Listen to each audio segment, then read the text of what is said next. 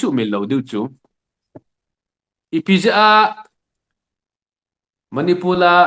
su banglo ma kim manipur sa 7 year devastation ayong jamong jo ke wa ehon ile ko wa ki thopiu awalan balmison galong bola aleng pau gala la ehon ki thopiu ba hi chana ki manipur sa ba phai sunga inei jo si sen tha ba hita lungmong ai chen la we hita ai ki bol hi pg ham ti het che na a hi le til ho hi ki chi jep ding a hin tunin theng pana sei dinga chu the